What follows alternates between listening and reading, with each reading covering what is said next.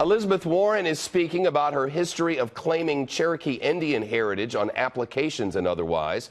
The most recent instance in the news, her application for the Texas bar, wherein she herself wrote exactly that, as witnessed here.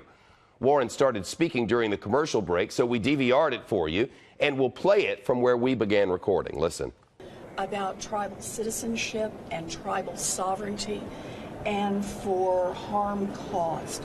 I am also sorry for not being more mindful of this decades ago. Tribes and only tribes determine tribal citizenship. I had a good conversation with Chief Baker. He was very gracious, and we continue to talk about issues and continue to work on issues that matter deeply to Indian country and continue to work on things that we both care a lot about. So, Senator, why did you list yourself as an American Indian on this Texas bar application? So this was about 30 years ago, and I am not a tribal citizen. Tribes and only tribes determine citizenship. Sure. When I was growing up in Oklahoma, I learned about my family the same way most people do. My brothers and I learned from our mom and our dad and our brothers and our sisters, and those were our family stories. But that said, there really is an important distinction of tribal citizenship. I am not a member of a tribe, and I have apologized for not being more sensitive to that distinction. It's an important distinction.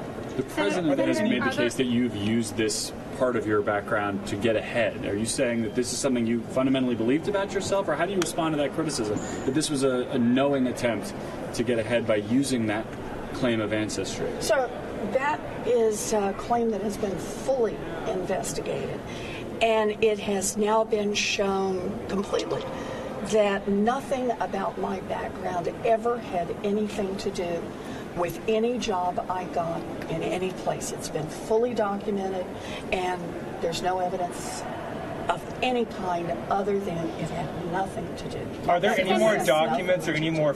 Are there any more documents or any more forms like this out there that you have listed yourself as that could come out? Look, this is who I grew up believing with my brothers. This is our family story. And it's all consistent from that point in time. But as I said, it's important to note I'm not a tribal citizen, and I should have been more mindful of the distinction with tribal citizenship and tribal sovereignty. And that is why I apologize to Chief Baker and why I've made a very public apology about Senator, there could be more forms. Like this? I'm sorry? Could there be other documents out there with you self-identifying as American Indian? So all I know is during this time period, this is consistent with what I did because it was based on my understanding from my family's stories. But family stories are not the same as tribal citizenship, and this is why I have apologized both to Chief Baker, who was very gracious about it, and have apologized publicly. But Senator, this most recent incident just came out yesterday. Have you spoken with him, with Chief Baker, since this new incident was released? And have you heard from any Native American tribes or groups today since that information came out yesterday? So I haven't spoken with anyone since I saw this information, no. But my apology is an apology for not having been more sensitive about tribal citizenship and tribal sovereignty. I really want to underline the point. Tribes and only tribes determine tribal citizenship. It is an issue of tribal sovereignty. How do you think voters will react to this? I'm sorry? How do you think voters will react to this? You know, I'm sure there are pundits who will have an answer for that. But understand, this is from the heart. This is about my family, my brothers, and it is about an apology from the heart.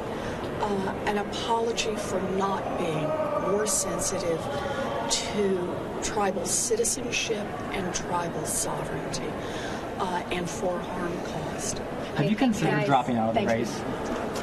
last question is the most appropriate one. How will voters respond? Because this is cultural appropriation defined, and the question is, was she trying to gain some sort of advantage? In this case, in the Texas bar, over those who did not consider themselves, quote, American Indian, unquote, which she is not.